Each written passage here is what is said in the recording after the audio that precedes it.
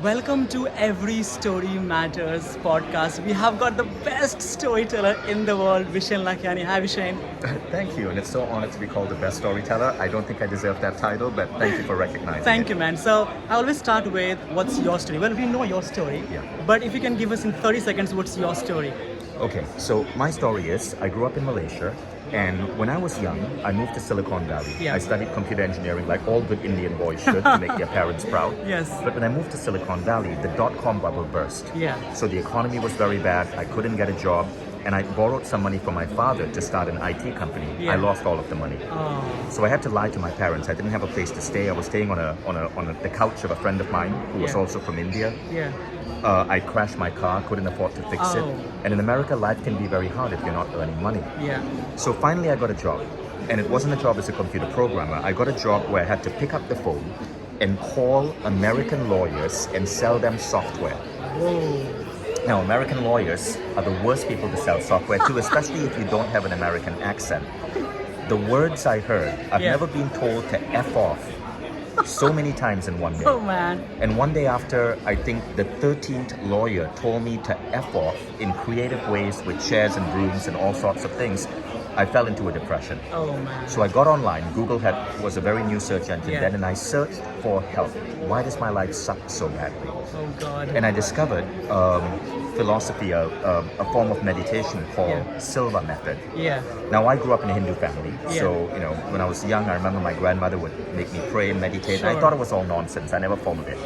But here I was desperate, and I discovered this technique called Silva method. I studied it, Yeah. and I learned something very special. I Yeah. learned the power of intuition. Yeah. Now, today, very often in India, in ashrams, okay, like for example, the ashrams of people like Sri Sri Ravi Shankar, Right. they teach children Yeah. intuition. Yeah. Now, I was around 26 years old. Yeah. I learned it through this meditation approach, and this is what happened. I was able to, they give you a list of names to call Right. from the phone book. Right, right, And you call the names at random. I learned to go into deep meditation, Yeah. with my eyes closed, run my finger down the names, Yeah. and feel inside your heart, do you call this person yes or no? Yes, yes, no, no, no, no, yes, no. And I only started calling the yeses. Instantly my sales doubled. Then as I Wow. got better at it, it doubled again. It doubled again. So I remember in 4 months, I got promoted 3 times. As a non-American, I was suddenly made vice president of sales. I was No 26 way. years old. I was leading white American men who were in their 40s. And my boss asked me, what are you doing? And I said, I think it's called intuition. And he goes, nah, that's bullshit. But can you keep doing it and making us more money? I mean, it's bullshit. So I continued with the company for 18 months, then I quit. I decided I wanted to do something with my life. I decided I wanted to teach.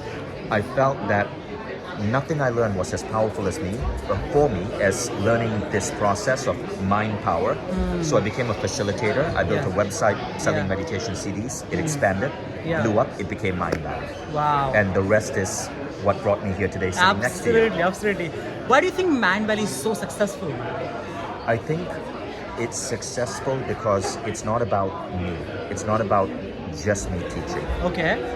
I brought on over 100 teachers. That's When you right. went over there Yeah. at the lobby of this hotel, Yeah. I was sitting with 4 different Mindvalley teachers. Wow. One from Malaysia, one of Iranian origin, one of Iraqi origin, Yeah. one of American origin. Yeah. They were all teachers on my platform. I didn't build a platform just for me, but last year, our platform was featured by Apple Yeah. in 200,000 Apple stores. Whoa. Because I'm not doing it just to get my advice out. Absolutely. I bring everyone on. Sadhguru, he has a program on Mindvalley. Mahatria has a program on Mindvalley. And so many teachers Yeah. have a program in one app. Wow. Amazing, man. And getting all these people together is really genius. Now, why? So I teach storytelling, right? Why do you think storytelling is very, very important? Well, if I just got on this video and I told you about what my app does and the features and the AI, I don't think anyone would care. No. People No. remember a story 22 times more than they remember facts. Wow. Because of my story, I bet you some of you might now go and search what is the Silva method, what is Mindvalley. Absolutely. Today's Silva method, by the way, also sits on the Mindvalley app. Wow. And so you may not remember the facts, but you will remember the story. Okay. So So I'm sure everybody goes through. Everybody hits the rock bottom. When you have hit the rock bottom, what was going on in your mind and how you overcame it? When I hit rock bottom, I think about my children. I practice gratitude by thinking about the love I have for my kids and the blessings I have, because everything in my life can be taken away. But as long as I have my family, I'm good. And when you understand that nothing else really matters. As long as you have your family, you're good. What's the best piece of advice you've ever received? The best piece of advice I ever received, well, there's so many. Yeah, there's so many. Sure. But I think a really great piece of advice comes from the Indian MBA professor, Sri Kumar Rao. Okay? Sri Kumar Rao is one of the top MBA professors in America, and he taught me a concept. I asked him once, what is the most important belief for any person to have? He said the most important belief to have is that we live in a benevolent universe. The universe loves you, has your back, and is always watching out for you. And therefore, everything that happens to you is not happening to you. Yeah. It is happening for you. Yeah. Right. What's the worst piece of advice you ever received? Worst piece of advice? I would rather not say. Anything, man. Anything. The worst piece of advice. Okay. I think probably the worst. See, the thing about bad advice is I try to forget it. Okay, that's a good one. Yeah. I try to forget it. Yeah. But worst piece of advice. Oh, it was my physics professor. Okay. So when I was young, I was really into martial arts. Right. My physics professor told me, you're not studying hard enough. What do you want to be when you grow up? Yeah. I said, well, I'm thinking about teaching martial arts. Okay. And he goes, there's no money in that.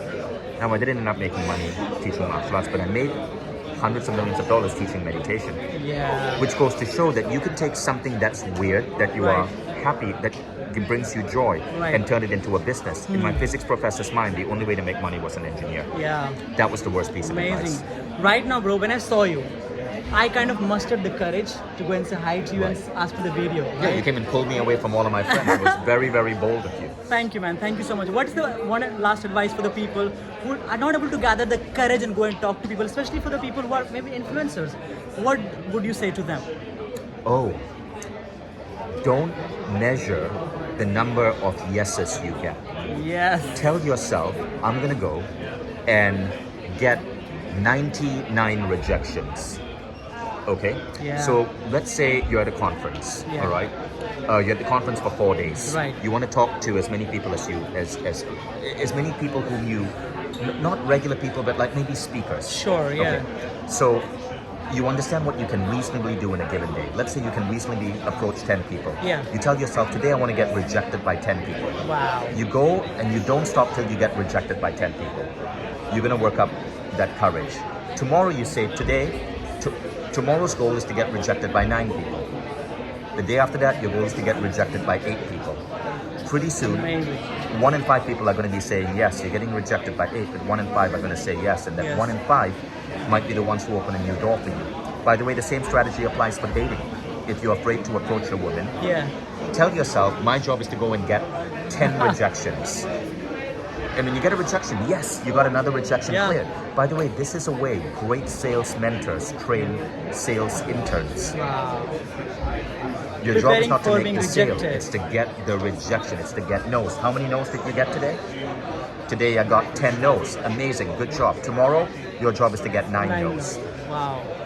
Amazing, man. Thank you so much, brother. If you have to give the one last message for the Indian audience, what would that be? I think India is going to play a really massive role in the world today. And I think the most important thing for the Indian audience right now is to learn global marketing skills. So in other words, learning how to communicate to the American, to the Chinese, to the European, to the Arab. Yeah. Because India has the capacity to make so many amazing products, services, software that can be marketed globally. But for the longest time, India was the one behind the scenes. Apple is going to outsource to India, but the brand is American. That's right. It's time for Indians to be able to step up and be the face of the brand, to create Indian pure brands. I think there's a lot of talent. Stop being in the background. Amazing. So the What is last the last question? Okay, how was the podcast, and what advice would you give me to keep running the podcast and everything that I'm doing? I wish I could, but I haven't seen your podcast yet. But the idea of a storytelling podcast sounds really good. Thank you, Okay. man. Thank you very much.